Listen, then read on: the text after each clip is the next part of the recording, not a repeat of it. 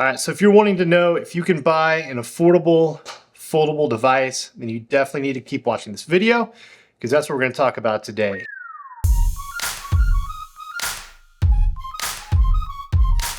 First, let me share a little bit of background. Why are we talking about this phone? We're talking about it because I like big screens. I want the biggest screen phone I can get. Ideally for me, that'd be the iPad mini. I'd love to use my Apple Watch for just calls on the go. And then when I'm in my office, when I'm at home, or when I'm sitting down somewhere, bring out the iPad mini for just a better, more full experience. But you can't do that. You still can't use the iPad mini as just a phone without having another iPhone to connect it through. So that just doesn't work for me. So when Samsung Galaxy Fold came out, I really wanted to get my hands on one to see if this larger folding screen, plus the smaller form factor with smaller screen on front would be the ultimate answer for the large screen device. Not to cut to the chase, but I will say that the Galaxy Fold definitely delivers on that promise.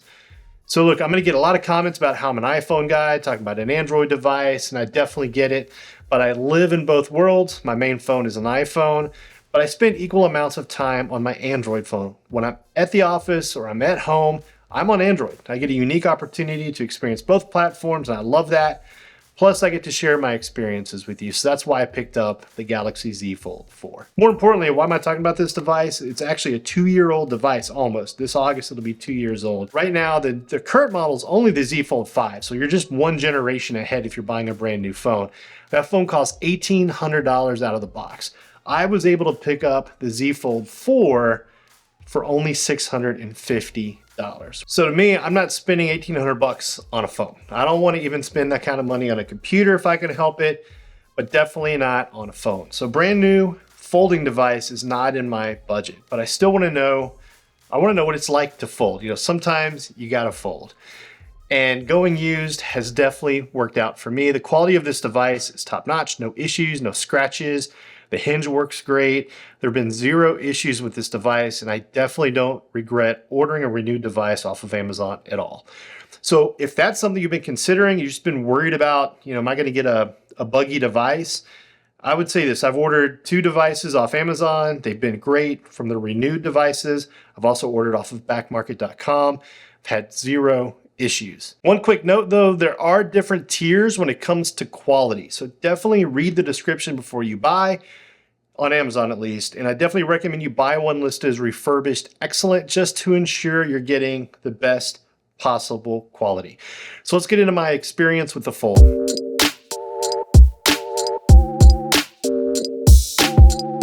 So I use my Fold with the screen unfolded probably 90% of the time.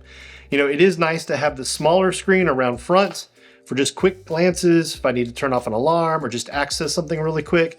But otherwise, I'm gonna open this bad boy up and I'm using the larger unfolded display. I also like the fact that the Z Fold 4, when folded, is actually a thinner device because the screen isn't as wide as larger phones like my iPhone 15 Pro Max. It actually fits in my pocket better. And even though when folded, the 2 screens make the Z Fold 4 slightly thicker, it's not by much. And really, it's not noticeable, especially in my pocket. The Z Fold 4 is definitely more pocketable than my iPhone 15 Pro Max. However, I will say I've tried a couple of cases and I really don't like the bulk that the cases add to the Fold. I've been rocking this one without a case since I bought it about 2 months ago. Although I do have to fly on a plane tomorrow, so I'm probably gonna throw the Samsung case on it because it comes with a stand and I can set it down on the seat tray and watch a movie. I am interested though in getting the later case for the Fold. I'm thinking that a super thin carbon fiber case might work better. If you wanna see a video on cases for the Galaxy Fold, let me know down in the comments and I'll put that together.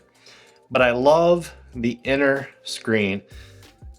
When you unfold this thing, you get a 7.6 inch corner to corner dynamic AMOLED display. It's got a variable refresh rate up to 120 Hertz. The screen looks great on this device. You get inky blacks, vibrant colors, super sharp visuals, and the added size makes this the perfect device for watching movies and playing games. You can't beat playing games on this device. You just get so much larger of a screen. You can see much more of your game than on a traditional phone. I mean, the difference in screen size is just significant. I also really like that the screen is big enough that when I'm watching YouTube videos, I still have room to check through the comments or scroll through thumbnails to find something else to watch. You can multitask on this device, and it's nice to have that extra real estate. You know, there is a noticeable crease down the middle. It is there, you know it's there, you see it there, you kind of feel it there, but it's really not a big deal. It really doesn't bother me. I really don't even notice it half the time. I'm serious. I mean, it's there and you definitely see it, but it's definitely not a deal breaker.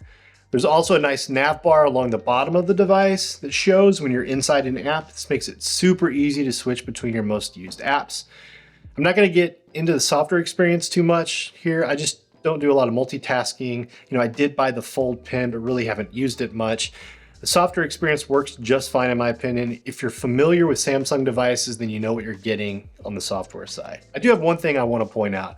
I'm super used to lifting my phone to wake it up, and evidently that gesture is not turned on by default. It took me a while to realize that, and it kind of actually annoyed me, to be honest, but once I turned it on, all was good. So if you're somebody who notices the same thing, just note there is a setting in gestures that you just have to turn it on and then it'll work just fine for you. So I use both the fingerprint scanner as well as face unlock to unlock the phone. Coming from the iPhone, I like having the fingerprint scanner for times when I'm not able to look directly at the phone and I just need to quickly get it unlocked. Both methods are super fast and they work just fine.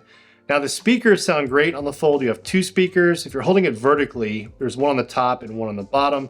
Obviously, if you open it up and you flip it over to watch a movie or watch a YouTube video, they then give you surround sound because you get a left speaker and a right speaker. So the chipset on the Fold 4 is the Snapdragon 8 Plus Gen 1, and you get 12 gigs of RAM.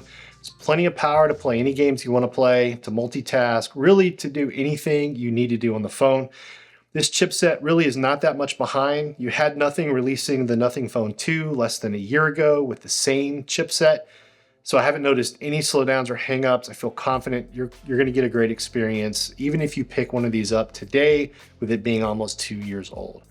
So the one downside in my opinion is that while the Fold is very water resistant, up to 1.5 meters for 30 minutes, it's not as dust resistant. While I haven't had any issues with dust or debris causing problems, it is something I keep in mind when I'm taking the Fold outside. You just have to be a bit more careful with this phone. So would I buy this device to be my primary device? You know, it's a really complicated question for me at least. You know, I get the benefit of living in both worlds, you know, between Apple and Android.